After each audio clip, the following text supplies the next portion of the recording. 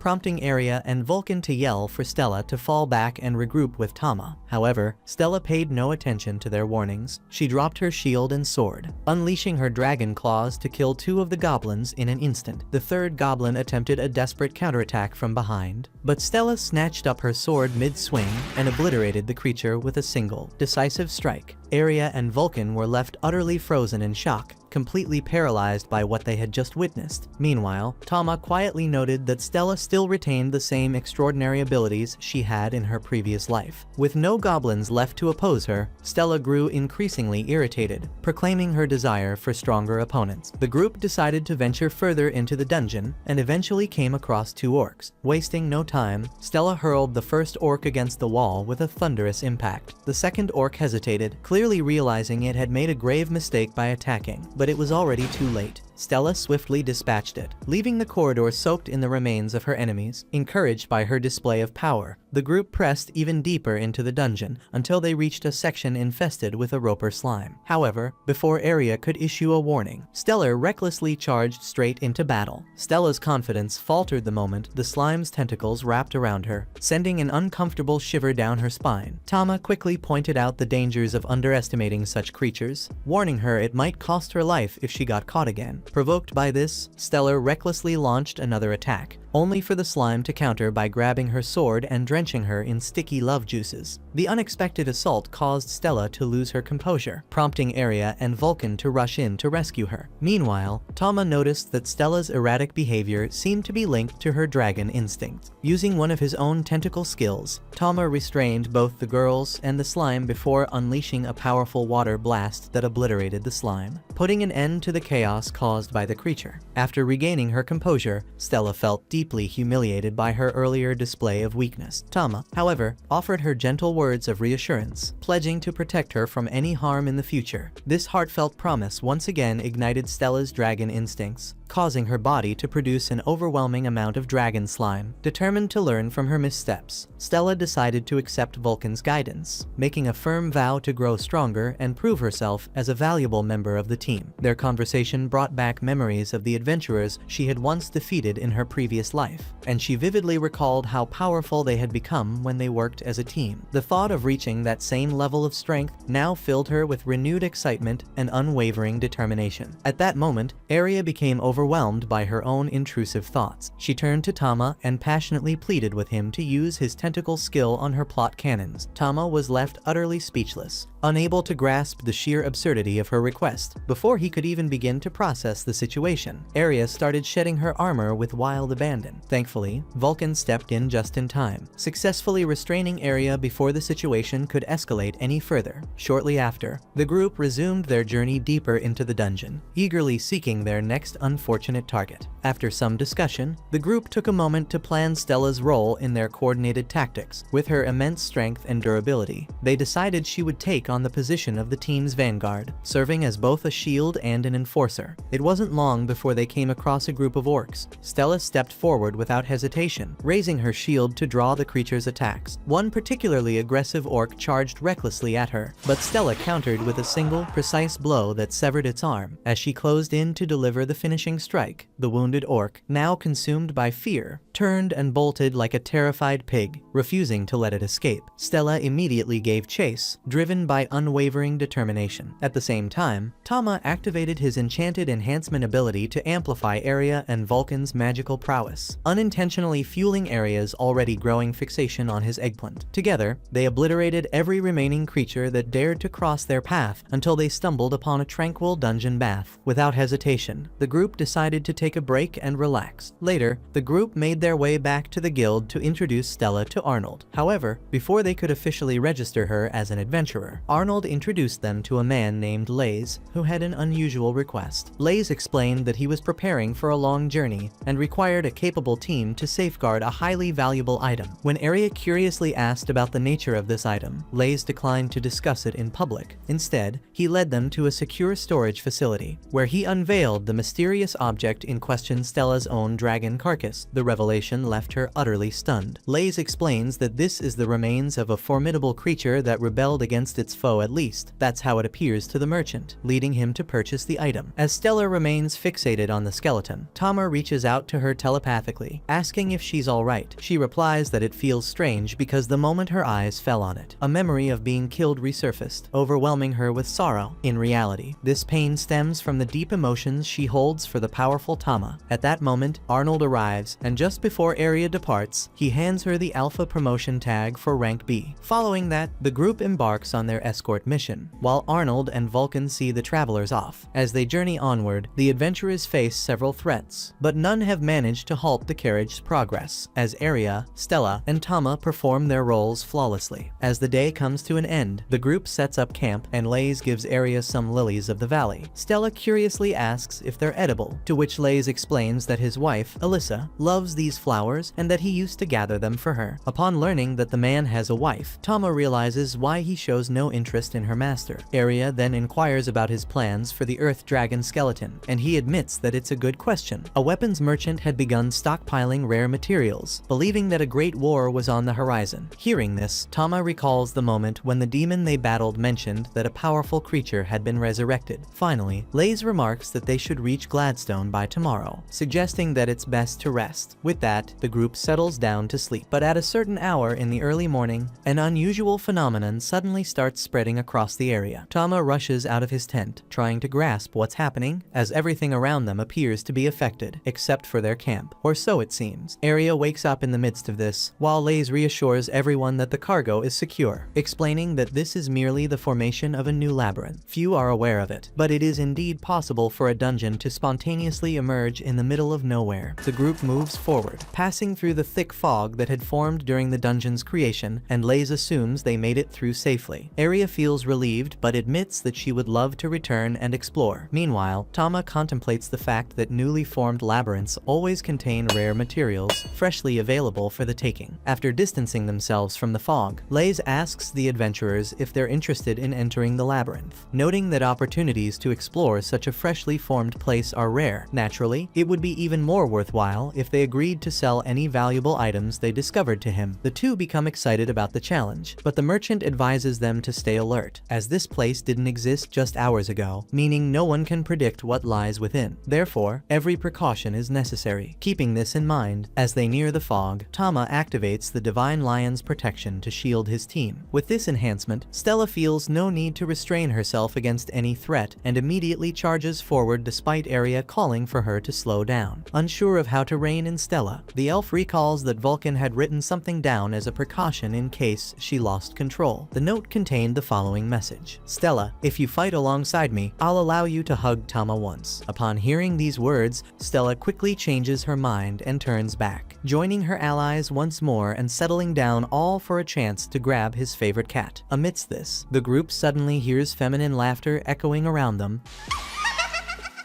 and a magical sphere appears, inquiring whether the adventurers are seeking the treasure. The orb invites them to follow, and without hesitation, Stella dashes after it. However, the illusion leads them straight into an ambush, where two giant monkeys charge at them. Stella does her job as a tank, taunting the enemies and making them focus on her. When one of the monkeys headbutts her shield, Aria takes the opportunity and kills both monsters. Aria praises the excellent teamwork of her companion, but Stella mourns she didn't do it for the team, but specifically for Tama. Amidst this, a nearby bush suddenly begins to shake, and a soft, innocent voice attempts to feign innocence, claiming that no one is there. Stella, not fooled, firmly orders them to come out before they have to chase them down. In response, two pixies emerge, each vastly different in size. The smaller one introduces herself as Lily, a high pixie, while the other one is Fairy, a high dryad. Stella curiously asks what these creatures taste like, to which Aria responds that they are pixies, typically found in labyrinth forests, though she has never encountered any herself. Finally, she introduces herself to the duo, but the two seem only interested in Tama, immediately picking him up to pet him. Feeling this is unfair, Stella attacks them in frustration, but Tama quickly intervenes through telepathy, asking her to calm down. Stella insists that these pests tried to kill the group by leading them into a trap, but Lily quickly denies the accusation. She explains that she and Fairy had no such intentions, they simply wanted to befriend the elemental cat, and were merely guiding him toward the treasure. Speaking of treasure, Fairy reveals the grand item hidden behind this labyrinth. Upon opening the box, they discover that it is the exquisite flask of a potion that certainly seems very rare. Lily and Fairy inform them that there are other treasures like this in the area, but to access them, they first need to obtain a key hidden within a tree swarming with giant evil bees. Just as they receive this information, the insects launch an attack, forcing Stella to shield herself, while Tama swiftly responds with Etha Howl. At the same time, Aria follows up with Whirlwind Cut, striking down all the bees in their path. After their victory, Fairy picks up Tama again, emphasizing how strong he is despite being so small and cute at the same time. Lily praises the cat's two companions, while Stella makes it clear she's the type who gets things done. Meanwhile, Aria retrieves a key from a tree, and Lily and Fairy explain that she will be responsible for opening the door to the labyrinth's boss, who guards the dungeon's main treasure. Aria assumes that this place must contain some exceptionally rare items and suggests they take a break before moving forward, considering their exhaustion from the long journey and the uncertainty of what awaits them. At that moment, the pixies eagerly request to be taken to a human city, expressing their long-held desire to visit one. At dawn, the pixies are enchanted by their first visit to a city, and Aria asks them to stay close so they don't get lost. But the pixies are so mesmerized that they run off towards the first enticing smell they detect. Consequently, Aria has to scold them, reminding them that they could be captured if they are careless, since fairies are rare and valuable. Finally, Aria declares that it's time to head to Lay's store and see what they might come across along the way, only to find the pixies once again darting off, snatching a bowl of human food from a nearby stall. Seeing this, Stella insists on tasting it as well. Aria quickly steps in to assure the stall owner that she will cover the cost, noticing his growing impatience. With that settled, Fairy finally gets the chance to try the food she had never encountered before. Some time later, after retrieving the rare item from the labyrinth, Lay's is thrilled to discover that it is the Tear of Truth, a liquid that prevents anyone who consumes it from lying. The merchant assumes that obtaining such an item must have been a great challenge, and just as Aria is about to explain the ordeal, the pixies suddenly burst into the room, behaving like two mischievous children. Upon seeing them, Lay's is somehow moved and apologizes for becoming emotional, but the truth is he had never seen pixies before. He then mentions he forgot to handle a matter and leaves without further explanation. Later, at bedtime, Stella approaches Tama to claim her reward, a hug from him, but the cat slaps Stella. However, this time even Aria admits her companion did a great job. Therefore, she asks her pet to grant just one hug. Reluctantly, Tama complies. At that moment, even Stella can barely believe what she's about to accomplish, so much so that she hesitates, unsure of how to claim her long-awaited reward. Finally, she gently pats the small creature before eagerly leaning in to sniff his belly with excitement. Meanwhile, Vulcan approaches the escort group after completing her work in the city, only to be caught off guard by a skeleton suddenly rising from the ground. However, since it poses no real threat, she effortlessly smashes it with her hammer. But as a bell tolls, a surge of purple energy surrounds the scattered bones, leaving Vulcan trying to make sense of what's unfolding. At that moment, the escort group reaches the boss's door and turns the key. Then, Then, they enter the portal, leaving the fairies behind, who cheer for their companions. Upon reaching the other side, the team is confronted by a B-rank torrent dragon, which immediately launches a barrage of powerful magical projectiles, slamming into Stella's shield with force. However, Stella refuses to retreat. Pressing forward undeterred, she strikes the dragon with her shield, successfully drawing its attention to herself. Arya attempts to use the distraction to flank the enemy, but the dragon catches on and swings its tail toward her. Reacting swiftly, Stella dashes back, intercepting the attack with her shield to protect her ally. Determined to keep the beast occupied, she reassures her teammates that she'll handle it, urging them to join the fight and bring the battle to a swift resolution, all while taunting the dragon as much as possible. Tama is impressed by what Stella has been capable of doing in such a short time with the group. Again, the tank explains that she's the type of person who resolves things. As the torrent dragon strikes at her with its claw, Stella seizes its entire arm, creating a crucial opening in its defense, one that Tama immediately recognizes as his chance to act. Wasting no time, he unleashes flame howling and ensnares the enemy with his tentacles. At that moment, Arya sprints forward at full speed, delivering a swift slash to its throat, dealing a fatal wound that brings the battle to an end and secures their hard-earned victory. Tama rejoices in their victory, celebrating the defeat of their first boss and praising his master, while Stella proudly boasts that they couldn't have won without her assistance. Shortly after, the group discovers a treasure chest containing 2 scrolls. Upon activation, they release a surge of maximum energy into Arya's body, granting her an ancient ability known as Sacred Blade. With their new achievement, the group heads back to the labyrinth forest in search of the pixies, only to find that the 2 are nowhere to be seen. Growing concerned, Tama dashes toward the bowl of food Fairy had been holding, fearing that something may have happened to them. Meanwhile, in his office, Lays rings his bell and contemplates that it won't be long before something significant begins. As he does so, his gaze lingers on a portrait of his wife, Alyssa. As they make their way back home, the group moves anxiously through the forest, completely unaware of where the 2 pixies might have disappeared. With their heads lowered, they return to the city, where Stella and Arya recount everything to Vulcan. Hearing their story, Vulcan proposes that they check the tavern. All of a sudden, a butler steps into the room accompanied by 2 hooded men, declaring that Count Gladstone is looking for Arya. As he speaks, it becomes evident that this man is assessing the women's bodies in a demeaning way, letting his gaze wander over each of them. He then comments on Stella and Vulcan, noting their striking presence and beauty, assuring that the Count would undoubtedly be delighted to see them. Stella has no clue what the man is referring to but declines nonetheless. Arya firmly states that they are occupied at the moment, but assures him that they will visit the Count at a later time, whoever he may be. However, the butler clarifies that refusing a direct order from the Count is considered a crime. Realizing that the situation is more serious than it seems, Vulcan quickly responds, saying they will prepare right away. Thus, the butler waits for the women in the carriage outside. As the man leaves the shop, Stella asks why they need to go with this lunatic since they need to find the fairies, but Vulcan mentions that she's heard some intriguing things about this Count Gladstone. While riding in the carriage, Vulcan discloses that this noble has a reputation for abducting women. Stella then questions whether he might have taken Lily and Fairy, to which Vulcan confirms that this is precisely why they agreed to go with the Count's butler. After some time, they finally reach the noble's mansion, where the butler steps forward and knocks on his master's door to announce the arrival of the guests. The Count commands everyone to come inside, and as soon as he sees them seated on his sofa, he remarks that he has never encountered women as stunning as these. Vulcan expresses her gratitude for his hospitality, and Arya follows suit. Upon hearing this, the noble suddenly snaps his fingers, as if struck by a brilliant idea, and suggests that they could become his friends, or rather, his lovers. The faggot man confidently claims that no one has ever regretted this, while Tama silently notes that this unsightly man is just as repulsive as the rumors suggested. Just then, the butler enters carrying a jug of tea and proceeds to pour a cup for each guest. Gladstone encourages everyone to drink, but the women remain visibly cautious, uncertain about what might be in the beverage. Vulcan politely declines, stating she isn't thirsty, but the Count insists they at least give it a try. With that, Arya prepares to take a sip, causing the man to nearly drool in anticipation. However, just before the elf can drink, Tama activates the Lion King's blessing, strengthening her allies and ensuring no harm befalls their bodies. Moments later, all 3 take a sip of the tea, and with undisguised delight, Gladstone eagerly asks for their thoughts. To his surprise, all 3 loved it and even ask for more, leaving the Count extremely confused and questioning his butler why they didn't pass out at his master's ear. The servant confesses he doesn't know, but will prepare a stronger dose. Amid the tension, Stella slams slams her fist on the table, demanding to know the whereabouts of Lily and Fairy. Without a second thought, she seizes the Count by his shirt, but he adamantly claims to know nothing. Through telepathic communication, Tama urges her to back off, and reluctantly, she releases him, hoping to defuse the situation. Arya still offers an apology for her friend's outburst. However, the Count suddenly turns accusatory, proclaiming that they must be demons who have taken possession of these women's bodies. He then declares that he must employ his family's secret purification method to cleanse their bodies and souls, beginning by locking them up immediately. Upon hearing this, the butler claps his hands, signaling the noble's subordinates, hooded and armed men, who immediately encircle the girls. Stella sarcastically thanks the heavens for leading them into this mess and gets ready to take the men down, but through telepathy, Tama warns that now isn't the right time. Meanwhile, Arya and Vulcan attempt to reassure the Count that they didn't come looking for trouble. Just then, a soldier rushes in, urgently informing the butler that an army of the undead has invaded the city, wreaking havoc among the population. To make matters worse, the horde is advancing straight toward the Count's mansion. Gladstone immediately commands everyone to get ready to flee, but the butler cautions that traveling now would be far too dangerous, suggesting instead that the Count should stay upstairs for his own safety. Finding the idea appealing, Gladstone swiftly orders all his servants to defend him with their lives before dashing up the staircase. The butler then inquires about what should be done with the visitors, but the foppish noble couldn't care less. With that, the noble's employees follow him, leaving the girls alone. Arya confesses she's worried about the people in the city and wishes to go out to do something against the invasion. Her friends agree that action must be taken. Outside, swarms of skeletons spread chaos throughout the territory as people frantically run for their lives, struggling to survive. Arya and Vulcan take charge, guiding the townsfolk toward the hills for safety. Once the civilians successfully escape, the elf jumps into battle, fighting alongside her elemental cat companion. Stella doesn't stay behind and smashes some skeletons with her shield, but finds the fact that they're so fragile too boring. Nearby, a skeleton approaches a defenseless child, but Vulcan saves the little girl by smashing the monster and placing the girl on her back to escape. Upon rejoining her allies, she asserts that there's no way they can take down all these skeletons and that their best option is to find the one controlling them. Agreeing with this strategy, Arya suggests they split up. Vulcan will focus on leading the townspeople to safety and protecting the little girl, while Arya, Stella, and Tama head off to track down the caster responsible for summoning these creatures. Meanwhile, the Count shelters on the rooftop next to the butler and a soldier. As the group of protagonists hears the sound of a bell ringing toward the mansion of Lays, they arrive there and come face to face with him. He explains that he's only seeking revenge, as Count Gladstone killed his fiancée, Alyssa. Fueled by hatred, the man summons even more skeletons, and Tama quickly recognizes him as a necromancer. Lays admits that on his own, he can barely summon 2 skeletons, but with the assistance of Lily and Fairy, his power increases significantly. With that, the human unveils the 2 pixies concealed beneath his robe. Provoking the group's fury, Tama suspects that Lays used the bell to control the fairies, and that the arrow he's holding might also be connected to this. Speaking of which, Lays uses the arrow to drain the mana from Lily and Fairy to fuel his selfish desires of summoning a true army. After all, as Lays himself says, fairies possess extraordinary mana, and with their power, the human was able to unleash an explosion that turned his entire house into ruins, making way for the skeleton of the earth dragon that Lays was so eager to procure. Having received everything he needed and more, the man mockingly thanks the opposing group, claiming that none of this would have been possible without them. With that, Lays positions himself at the center of the giant skeleton's chest, as if becoming the very heart of the conjured beast.